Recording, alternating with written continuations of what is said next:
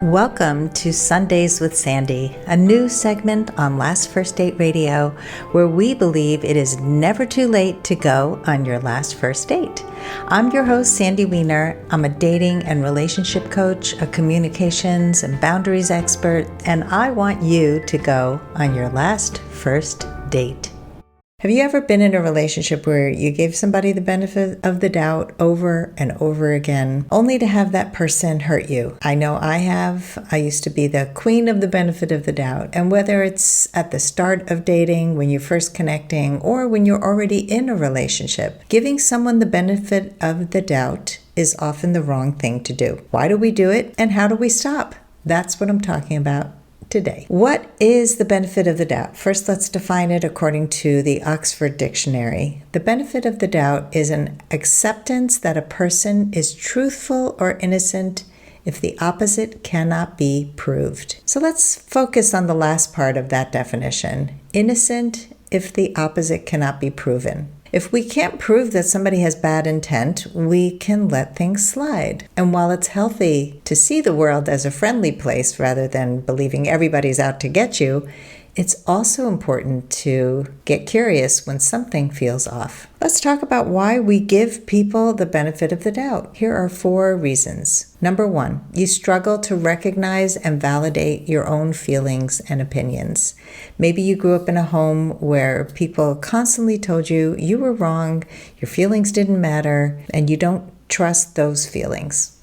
Number 2, you don't want to see the truth because it would possibly cause the relationship to end. Number 3, you don't trust yourself. And that goes back to point number 1. You stop trusting yourself because everybody constantly told you that you shouldn't trust yourself. You should trust me, trust society, trust the media. Number 4, you want the fairy tale ending, so you ignore all the red flags. You dismiss them.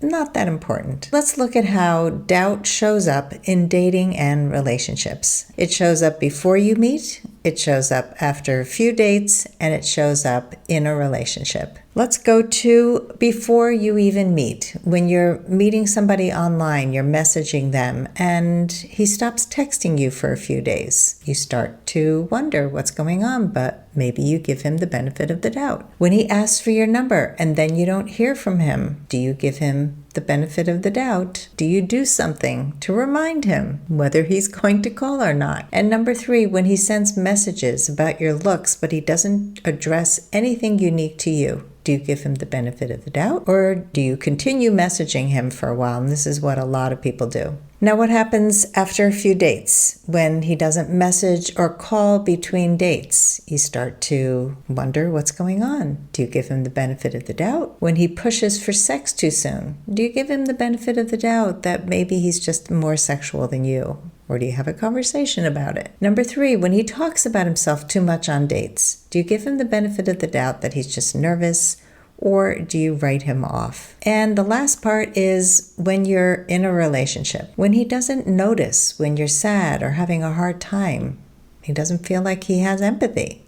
Do you give him the benefit of the doubt, or do you address it? When he doesn't initiate sex anymore, he doesn't seem to be interested. Do you give him the benefit of the doubt that he's just having a hard time, or do you talk it out? When he's busy at work or going through a crisis and he pays less attention to you, do you give him the benefit of the doubt that he's just busy and he will come back, or do you have a conversation? I encourage you to initially give a man the benefit of the doubt until proven otherwise. Rule him in until he rules himself out. But if the same thing keeps happening over and over again, such as he's always talking about himself, he's never asking you questions, he doesn't include you in conversations, even after you have told him that it's important to you, or he's overly critical or controlling, that's a deal breaker. Walk away from that relationship. Pay attention to the early signs when a man is not consistent, a man whose words and actions don't match. It's a red flag when somebody doesn't follow through over and over again. And I would say, give him one chance to prove that this is not a pattern. But more than 2 times, that's a pattern. Look for signs that a man is caring and trustworthy, honest and reliable. If you are truly ready to go on your last first date, look for those qualities and don't give the benefit of the doubt to men who lack the character traits that are important to you in finding lasting love. If you are ready to get unstuck, gain new tools, become more empowered, and finally find your last first date, I'd love to talk to you. Fill out an application to be considered for a complimentary half-hour love breakthrough session at lastfirstdate.com/application. That's lastfirstdate.com/application. I look forward to talking to you soon.